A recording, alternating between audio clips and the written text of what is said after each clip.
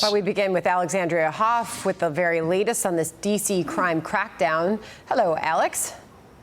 Hi, Sandra. Good to be with you. Yeah, the president said today that crime is directly impacting the function of the federal government. Therefore, it is his job to do something about that. And he did today by invoking Section 740 of DC's home rule. What that allows the president to do is take control of the city's police department under emergency conditions for a certain amount of time. So for now, the Justice Department will run DC's Metropolitan Police Force. Attorney General Pam Bondi, who's fantastic, is taking command of the Metropolitan Police Department. In addition, deploying the National Guard to help reestablish law, order, and public safety in Washington, D.C., and they're going to be allowed to do their job properly. So in a lengthy press conference today, the president brought up several recent examples of random crime, like the 21-year-old congressional intern shot and killed by a stray bullet last month, and a former DOJ staffer who was beaten after defending a young woman from a carjacking attempt. Well, D.C.'s attorney general, he's disputing all of this, mainly the overarching theme of today's presser, by saying the administration's actions are unprecedented, unnecessary, and unlawful. There is no crime emergency in the District of Columbia. Violent crime in D.C. reached historic 30-year lows last year, and is down another 26% so far this year. So on paper, violent crime and homicides, they are indeed down. There were 187 murders in D.C. last year, down from a recent high of 226 in 2021. But numbers are still above pre-pandemic levels. And to boot, the D.C. Police Union has accused MPD officials of falsifying crime data to make create a false narrative of reduced crime. Now, next month, the House Oversight Committee, they're going to bring in Washington, D.C. officials for a hearing. They want to hear about legislative solutions that they have to crime in this city. Sandra. All right, Alexandria Hoff live at the White House on that for us. Alex, thank you. John. All right, Sandra, let's bring in the Interior Secretary Doug Burgum, who was part of today's announcement and will be part of the plan to try to clean up Washington, D.C. Mr. Secretary, good to have you on today. As expected, the Democrats are giving this plan the big raspberry. Listen to what the Minority Leader Hakeem Jeffries said right after the announcement. He said violent crime in Washington, D.C. is at a 30-year low. Donald Trump has no basis to take over the local police department and zero credibility on the issue of law and order. Get lost.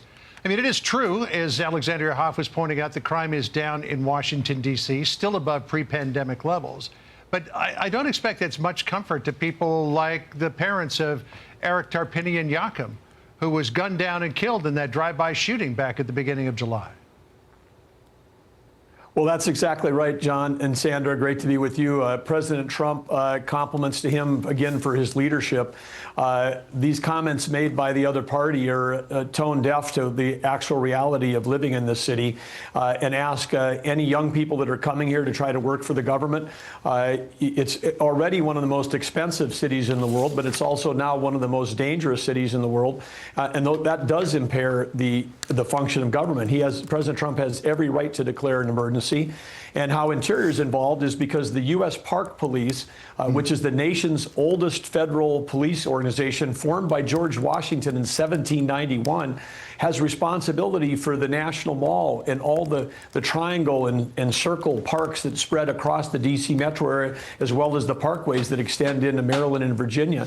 So they've been on the tip of the spear. And I tell you, the rank and file of the Park Police, the U.S. Park Police, is so happy with President Trump because they're now having a leader that's willing to support enforcing the laws.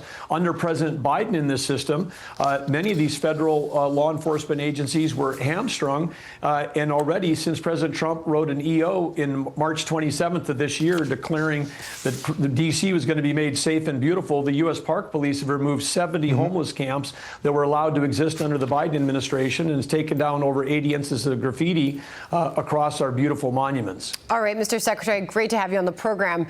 So get ready for it because those D.C. protesters are singing again. Listen here. Deploying the National Guard to help reestablish law, order, and public safety in Washington, D.C., allowed to do their job properly. You will see them flowing into the streets of Washington in the coming week. At your direction as well, sir, there are other units we are prepared to bring in. Other National Guard units, other specialized units. They will be strong, they will be tough, and they will stand with their law enforcement partners. Free DC, we shall not be moved, just like a tree that's planted by the water. Free DC, free DC. All right, well, eventually they got to the protesters there. Free DC, free DC. How do you respond to those that are taking to the streets to protest this move? Well, President Trump at the press room at the White House today, potentially an all-time White House American record for most number of press that showed up. The press from around the world, the press that covers this thing, they live in D.C. President Trump opened the conference by saying, look, I'm sure all of you know somebody personally who's been mugged or someone who's been murdered, someone who's had crime committed against them. And the room was silent and nodding. I mean, this is not a partisan issue, and I don't know how the other party decides that they're going to make this a partisan issue, but certainly President Trump's on the right track. Police need strong leadership. Police need to know they have their back. We've defunded police in our major cities. That's been a campaign promise of Democrats, which makes no sense, because if people have a right in this country to have an opportunity to go out to dinner with their family, to have their kids feel safe, and particularly here in the nation's capital, where we have tens of millions of visitors a year from around the world that come to see our monuments, our free museums. This is the place where we showcase America, and we can't showcase America in a place where the police are not allowed to enforce the law. President Trump has the back of police, not just here, but across the country. And I tell you, the rank and file police are thrilled to have leadership that is supporting them. If I could just add a personal note, Mr. Secretary, I've lived in Washington, D.C. twice, once from 1999 to 2007, and then 2016 until now. And it's probably where I'll stay for a number of years. Back my first stint here, I never thought about looking over my shoulder when I was walking around the city. Obviously, there were places that you would strategically avoid at certain times. But now, I mean, just walking to the post office across the street, you're looking over your shoulder. And here's what Jeanine Pirro, the U.S. Attorney for the District of Columbia, said about crime in the city. Listen here.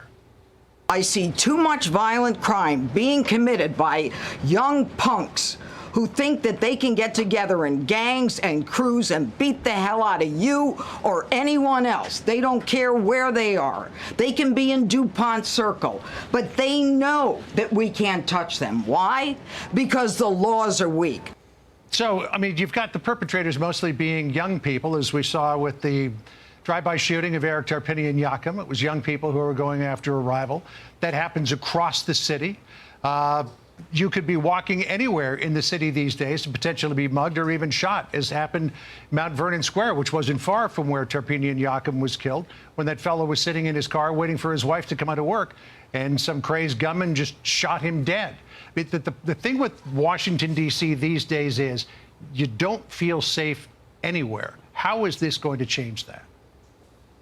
Well, I think we've seen President Trump, people said, how is the border ever going to be secure? And President Trump, unlike President Biden, President Biden said, oh, we need to have laws passed. We need more resources. President Trump got the job done. He got it done by leadership. President Trump himself is a walking deterrent, because people know what he says, that he means what he says, and he's going to follow up with what he commits to. And I know this both as prior as a governor, but now in Interior, in 41% of the southwestern border between the Gulf and the Pacific Ocean is Interior land. President Trump got that border shut down across the 5 law enforcement agencies that are covered in Interior. I got to tell you, all of those law enforcement agencies that work on the border, whether it's National Park, Bureau of Land Management, U.S. Fish and Wildlife, Bureau of Indian Affairs, they are all so happy to have a commander-in-chief. And now right here in Washington, D.C., we got a commander-in-chief that says enough is enough. When we should be the richest and we're the most powerful capital in the world. When people come to visit here, this should be the safest place in the world to match the vision for what we have for America. And President Trump's going to get that done. Yeah, I mean, looking at 2024, over 2,100 violent crimes in D.C. In 2025. It's 1,586 so far, and it's hard to believe that there are some who are they're okay with that. We see you doing something about it, and we appreciate you coming on. Thank you so much. Thanks, Mr. Secretary. Well, thank you both, because that statistics saying they're down in D.C., but we're still on the top, the global leader in the most homicides of any capital in the world. That's something that every American should care about. Thank you both. Thank you. Thank you. Hey everyone, I'm Emily Campagno. Catch me and my co-hosts Harris Faulkner and Kaylee McEnany on Outnumbered every weekday at 12 p.m. Eastern, or set your DVR. Also, don't forget to subscribe to the Fox News YouTube page for daily highlights.